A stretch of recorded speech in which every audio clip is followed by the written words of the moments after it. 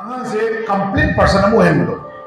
Wangang sangang sarjat lichet, adegi haunal lonchet, mingo, thago,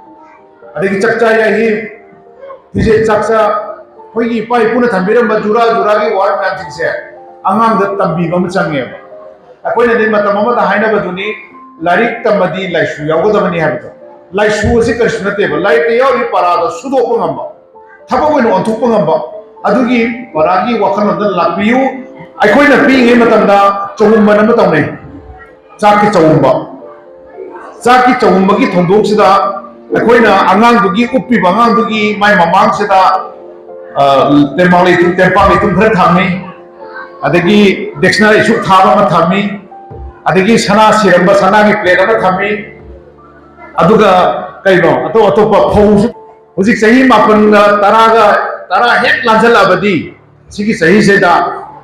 ahar bachawumba lariki amaduna ching chak chabagi chawumba ni ko sina lariki chawumba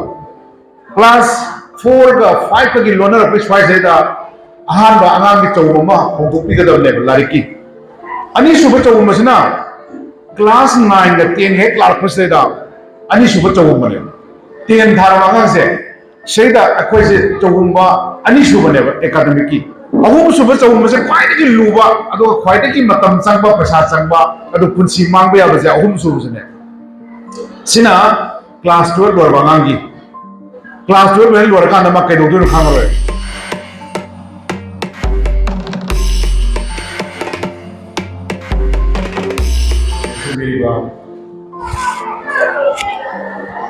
President members, President Commission, guest of honor, मैंने नमाज election मेरी parents, guardians, कोई मकू क्या चली मैंने ना छात्र Singh अदेगी media की चिनाव सिंह पूरा मकू क्या चली मसी ऐसे इंग्लिश स्कूल की नेपाल लक्ष्यवा सुनो फाउंडेशन डे से दा अंगांग में हम सिंचना मागी ngамजबा परफॉर्मेंस हम पुनबा अदेगी याम पी बांगा सिंचना मखोइना सिगी नुमिसबी हम स्पेशल वेना लौजरगा मागी हाइजबा तौनिबा म्याम सिंसे सेम साबसि उबला याम नुमाय अदुगा याम नुसिबसे फावे नसी से मरुवेना गार्जियन म्याम मसु योबी बनिना आई अदुगी जगह तो तक तक हाइजगे ईसा से अखोइना मसाइगी बीए की ओजा म्याम से कमाइना आंगाम स्कूल दा तापी गदगे हाइबगी ट्रेन तौबा इंस्टीट्यूशन कोइना अदुगी एंगल दा कितक हाइजगे अदुगा पेरेंट्स इन लोबी गददा गाइड थौदाम को अदुसु कितक हाइजगे हुजी ममांदा कोई गेस ऑफ ऑनर ना नाउ दिके हाइबी है आंगाम दे यावजबा क्वालिटी से अखोइना पेरेंट्स ना दे मामा पापा और बसिन हेक्ट इलेक्शन दे यादे बसि लेपी गलो आंगाम दे यावजबा क्वालिटी दी मागी सानाबदा आंगाम थोरपदा तोथोरपदा लोई उगो माक्तनी अदुगी पांजरी बे जगह दा इनबी हुजिती सिगी सिंफम जने ना फै हाबम त लेते सिंफम खुदिबा कोइना फै हाइदा अदुना होइना मतम मद डॉक्टर्स इंजीनियर अदु अदा ना पाम अदुम लेबसे सिगी ग्राफ से लोग थोक मतौ तारे हुजिती स्पोर्ट्स पामरा लिटरेचर पामरा राइटर्स होबे पामरा अदेगी मेकअप आर्टिस्ट होबे पामरा कोरियोग्राफर होबे पामरा इसे को पामरा एनी अपाम्बा सब यार जे मागी प्रोफेशन जे अपाम खलन बे यार अदुगा अखोइना पामजबदा पेरेंट्स नि हम तोइना हे तोबीबा आई इमुंगा डॉक्टर अंतली यहोनिंगी हाइ जाइना हाइगदम लते बिगदम ने आंगां दे पामजदीबा अदो आंगां दो पेरेंट्स ना पामे न चप्पे याव समना हाइबदा हंगाम रूमदा योबा माइ मगुन से पेट में ने खाइ रदी लोरे हंगाम रु लोरे आसा मांगे अदुगा गमला दा नत्रगना पात्रम द थारगा हंगाम रु की मागी मयोन दो चोहलगा फजनना खोइना योखत पिबे तारगदी हंगाम रु दगी मपान सारकनी मपान दगी मही पालकनी मथन की जनरेशन सेम भी है अदुना अखोय अंगांग अमदे यावजरिबा पोटेंशियल से अखोयना खंदबिदा नंग अदु लोइसंगदबनी मार्क अदु फंगदबनी अदु यादे मार्क की वाली टॉपिक हो हुजिक मार्क की वाली नते हुजिक परफॉर्मेंस त लाखदोय अदुना आंगांग सिंसे होइना लाइरिक तमगा लाइसु लु चिथारे अदुना यूनिक स्कूल की पांडम सु मधुमने साथी हुजी बिगी आंगांग से कंप्लीट पर्सन अमु हेमदो वांगांग संगांग साजर लिचर अदेगी होंडा लॉन्चर मिंगो थागो अदेगी चक्चा याही हिजे चक्चा होगी पाई पुना थंबिरम जुरा जुरा की वार मैम सिंसे आंगांग द तंबी बम चंगे जापान दा क्लास 4 5 फावदा इबा पाबा तंदे सिगी थोगल लोंजा न तंबी मी लाको मतंद कमाइन कौगनी फिदा कमाइन थानी नंगी क्लासरूम कमाइन नालंगनी नंगी तुमी बफमुं का कनोगी नंगी फिरोल कमाइन थुकने ऐसे हान तंबी बने सिगी डिसिप्लिन से क्वाइट की मरु है डिसिप्लिन न तो दी उसी के दौरे अंगांग से लाइक तंबी बने है जना सोना 90% चलसु ममा पाना पकोन सिबदा नंग मान तो खलपा मोबाइल ने लुसलक की वाली लागता कदी आई निसा समी करिया त थुइगे आई अदुन ऑफिसर ओरगांदा ओ कोई वाल अचौ अचौ वांग खाजलगा गुइजाव अनि खिंजलगा मी थिनबे यादा मी ओइदे अदुई मिदुदि समाज ये नम मई लायदा अदुना लाइक लाइसु हैरगसु ऑफिसर ओरगसु मिरक तिन मंगमदबा अदु ऑफिसर ओइदो सोरबदी मी ग तिनबो ngamba मी ग तोदा तिनबो ngamba चखरपगी वखन खनबो ngamba मी दुने अखोना मी थिनरिस अदुना मियोय बाय खोइसे पोपु पोबदि मसाने हिंगमु पाइ करकनी तोगदबो पुनसिरोल मसक खंबा थगोलोन मसक खंबा हाउनल लिसक खंबा समाज की थौदाम यावबा इसा इतंदी हिंगगा आई पुंसी हिंगने का पेंजा बामी सिंसे सिंगी वखलोन सिदि थादोला दौनेबा इसी पेरेंट्स सिंगी यमियोने अंगांग सिन मोबाइल पारिने दा मोबाइल से कंट्रोल ngमक्त्रबनेबा कइनो दा मोबाइल याव रिपोर्ट से अंगांग थादोप ngमदा पोट याम यावरिएबा वीडियो मक्ते येंगसु मोइदा नुंगाइबा गेम मक्ते येंगसु थादोनिंदबा चाक चानी कौबा अरे कौरपु मतमदा दुत दा तो तरपा देगी मांगोनी सोलांगपदो वीडियो सु लेरबनी मामा ना मोबाइल थिंगोबगे मचा न पादना अदय द लेबा हॉकी न कन्नद मामा दो वांदर सिबो सिबो मोबाइल ने प्रेशर पेरपगी लोग्रब तंफन से दा कोइना अंगांग सिंसे मोरल डिसिप्लिन तक्सी खासी सिना फाइनली मरुइबा अकोइना नि मतम ममा हाइनबदुनी लारिक तमदी लाइसु यावगदबनी हाबतो लाइसु से कृष्णतेबा लाइक यावि परादा सुदोप ngamba थबो वेनो अंथुप ngamba अदुगी परागी वखनद लापियु मा फमने नते तौबो ngamba लापियु अदुना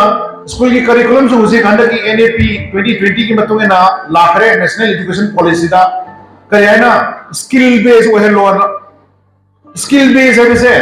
अकोइना ओहेंद्रिगदी अंगांग दो मार्क तपगोंग मांगबा अदुगा थबक है तो थोरकान काई है तब पोतुदी यादे अदुना समटाइम्स मरक मरक स्कूल की मागी केयर कनो से अंगांग सिंह से आई मरक सोई लाक्सगे ओजा सिंह से द लेरिबो ओजा म्याम से मोइ द रिफ्रेशर कोर्स हम जुचांगे बीएड मोइ तमजरकपा डीएलएड तमजरकपा ओजा की मोइ ट्रेनिंग लोयर मतुंदा मतम मतम की अपडेट सु मोइ द नेनबी बम जुचांगे अदुना आई मरक सु ओजा सिंह सु ट्रेनिंग मरक द ट्रेनिंग है मई अंजा बिबिरग दे सु लाक्सगे अदुगा मोइ सु ओपन सेशन नम तो थोपिरग समाय तो गोदम ने हम सु मथौ ताई है द ने थमजबसे अदुना मसिगी तिमिरी बा पेरेंट्स ने हम सिंदा आशा याम तो तोबिरमनी इसा सिंचा हें चावरकान द सिम ओरेडी हम फदी तो को दो इसाई अपामनी अदो मसिगी वेना आइना वाई अहुम गतन हाइजेगे आइखोइना पिंगे मतमदा चौंबा नम तौने चाकी चौंबा चाकी चौंबा की थोंदोक सिदा आइखोइना आंगांग दुगी उप्पी बांगांग दुगी माय ममांग सिदा तेरमाली तुम तेरपाली तुम भर थामी अदगी डिक्शनरी सु थाबा मा थामी अदगी सना सिरंबा सना की प्लेट मा थामी अदुगा कइनो अतो अतोपा फौसु थामी को अदगी थंबसे पेराइटी मरी मंगा थमगा अदेदा आंगांग दुना ngawri phairi mamituna uba jaga do man lam do khoi ki thajana be matungina phau lam ga na kare haire as phau yam chaduri larik pai ro na larik am haidori haina khoi thajana bam khol leidana masi chawum ko we masi khoi ki maitai gi oina chanara ko da chak chawum bane chak ki chawum bu da angang do uba khangba hora banina mana lam be jaga se khoi thajana be matungina masi angang sada siguma e me yauri ha be thaja bu ne khoi launari se अदुगा लारिकी चौमदि कोई काउथोखरेबा लारिकी चौमसे ngasi class से चाप चारे हजे आई parents यम यावेना हाइजबनी आई सिगी मतंग दीदी के the सुंगांग जग्रबनी अदो सिगी चौमसे मगा हजे सेम साल लेबिरो Uzik sahi mapan tara hek lanjal abadi sigi sahi seda ahar baca umba lariki amaduna cing Chak bagi cawumbani ko sina lariki cawumba class 4 ga 5 ga loner apis fai seda ahar ba angang ki cawumba hongtuk pi ga dawne lariki sigi cawumba se kari no hai kanda angang se school na su thaudang no pi bi hai sina navy officers ki air force officers ki photo में हमसे परे none थे लगा अंगांग से कर्म कर्म पामेना अपा अहान ब पामा अनि सुब सी याद्रगदी मथंगदा माना खाय पामजे अहुम खलन बाय तारे नंबर 1 2 3 थारगा सी खलन मजे एकेडमिक मागी चौंब कवे मंगोंदा अंगान खलिदो चुमन खनबरे देब मंगोंदा चानब पुरम यावरी बदि मयाम दि मरतुदा साइंटिस्ट वगैरह मो वगैरह इंजीनियर वगैरह डॉक्टर वगैरह लोइन थंबीबे यारे सिगी मरक्सदगी माना अपाम अदगी स्पोर्ट्स प्लेयर यावर में अदसु लोइन थंबीबा थंबकांदा अंगांग से खलैजे चुमन खनबरे देबा मागी मसादी यावजबा मगुल नमगा लोइना खलिने चुमनगी मीदो पामजबा खतंगी नते अदगी फिल्म जम पाममिना काइकु ओय गोकुल ले खनदो अमिताभ बच्चन ले खनदो अदगी डांस माममिना डांस की मा खनदो ने कइरोदि मागी मसादी ईगा चानबा पुरम यावरी अदुना अम्मा सोयरसु अम्मा हायदना अहुमकी खलनगदबने सिसे पेरेंट्स नसु तोबियु स्कूल नसु तोबियु सिगी अनिसे अहान द फर्स्ट चौगुम कवे अनि सुब चौगुम मसना क्लास 9 द 10 हे क्लास फर्स्ट देदा अनि सुब चौगुम बने 10 थारा मांग से सेदा अखोय से चौगुम अनि सुब ने एकेडमिक की सिदन कई खंदोय नो हाय कांदा क्लास 10 सिदा करिनो ने सेदा कोचिंग ने सिनो ज्ञान तादे स्कूल में लाइक ताकि दर खंदे कोचिंग ने सिदा ज्ञान तादे पेरेंट्स सुने सब्जेक्ट तरुक ले बिसे ने मैथ्स का साइंस का से चले इंग्लिश ने फंग का मार्क तो सु मार्क मैथे लो ने फंग का सु मार्क अरे सोशल साइंस ने फंग का सु मार्क की मार्क चम माना बदुदा मैथमेटिक्स ता अदगी साइंस ता हाइदना अखोय ने लमजेन दाना लेरे सिसे तौबीगनो सब्जेक्ट खुदी मक्से चाप मानना बैलेंस कोनबियो अदुगा अंगांगो एवरेज वगैरह फर्स्ट क्लास वगैरह हाई मार्क फंगेरा फंगजनोबा कछु कायदेबा तौबदुबो मार्क ता रेस तौबि थबसे तोबिरो अंगांग से सब्जेक्ट खुदी मक्से चाप मानना बैलेंस पुबो ngambase si yam mathau tai class 10 बाकी ने कोई हाइजबसे क्लास 10 से लोरका ने कजोरे अनि सुब चौबसदा माजे साइंस लो दो या आर्ट्स लो दो या कॉमर्स लो दो या ज्ञान तात्रे छिने के दो रे ईमान नबी इमना आदा फेंसे आदा मिन चल रे है मा साइंस लो है रे ए अदि दे इस चलनी अंगाम जो यावरी दना आर्ट्स की को ममा ने भी चली दना साइंस की को अरे ममा ने हम दना वो कॉमर्स की को अब तो सुमाना दे बदो पुला समान चमिन रे दे पुला लुमिन रे अंगाम दे चाहिए नी अइना पामजदब सब्जेक्ट में तमलिसे अखोय चौम वाटपैने अदुना क्लास 10 योरप मतमदा का कैरियर काउंसलिंग एंड गाइडेंस है अमल लैस सी कैरियर काउंसलिंग से तोबियोगदबने कइमदे क्लास 10 सोय होबेनी को 11 12 तमबाय से चाहिए नी मांगदोनी मागी पामजदब सब्जेक्ट तुदा माजे पूरा खैगी सुरुंग संगमैदो ओइदोइने अदुना माना पामजब सब्जेक्ट ओइदिने तुम बच्चा खंगमैदोरी अदुना हुजिकि ऑप्शनल पेपर दा थांग ता यावरे पेंटिंग यावरे डांस यावरे लोइन यावरे इसै बगावरे अदुना माना पामजब क्राइ दी यावगे जे थीरगा माना साइंस पामा में परे आर्ट्स पामा में परे या दुदा खेनबगी नते हाइजबदी अंगांग यावरे पोसक खंगबियु हाइबने हाइजब सिना ममा मपा ने त पामी का ने त तोसन बिगनु अखंग है तानबी हुजिति वांगिंग दसु कैरियर सेंटर का हांगबा होरे सि याम फै आई इसा जमा हांगना तो बिगे आई अदुइ दो अंगांग नाम से काउंसलिंग अमा लाक्तब यादरे काउंसलिंग एंड गाइडेंस सेंटर्स अब से द क्लास 10 तम पंगांग सिंग से मसेदा नंग निसी मकुन से चालानी नंग सी तम्मो हाय से बाकी मा फंगई खुबक भरोस मलेरे बेसिक खंगबरसु लेरानी सिना अनि सुब चौमनी को अहुम सुब चौम से क्वाइटकी लुबा अदो क्वाइटकी मतम संगबा पैसा संगबा अदो पुंसी मांगबे याबे से अहुम सुब से सिना क्लास 12 लोरबांगी क्लास 12 में लोरका नमा कैदोदुन खामरोय सिदनी बा कोइना कान खमाय खुसा कायना ता आलेसी आ ग्रेजुएट पक तमोरनी master bak tamburani aduga halaga tobum hangdana akhoi ludo khar sana adigi wa mathapra chasan aduga lekai ga Facebook ta kai da pair ga social media ga pair ga lang pang tawli man jing se tobum hangda soi gi baine ba asing mama se jeni khurai ga da jing mi ke bagi nupi homo sabi amal leidana mana tali pesa se IAS officer ka tanu ko yad jan deta am tan ka jan मंत्री की MLA की नुपी में आप क्या था बताने नुपाली सिंह निपुया कहीं लो ये माँ क्या बरों मनी वो मतलब क्या अदुना मम्मी जुच्चाली अदो अपन ने दी मतलब तो ना मेकअप आर्टिस्ट हम चिप उन्हें लो दिए बा नुमा तोबुंगा मधी हमने रमे बा अन बॉक्सिंग दी में हो मेरी को सारी ता थोड़ी इबम याम जिंग से माई फील लो ये ना कोई पाव भी आये है बनी रही है जब दी अदुना क्लास 12 लोरे कांडा माना चतुरी पोचे क्वांटिटी पांचब द चलन मिउ उसिमा ये आपेल नि पांचब दु बसलबा तुम मजाब खंगोय लारी पॉल फाइनर होय माना थोपो दु मगोल तौजगी नि जगोय पाम मिदुना जगोय आ मस्टर बक लेरे लाई पे हरा आ मस्टर बक लेरे मस्टर बक ओय लेरे बा कोर्स नाम से सिदा खंददना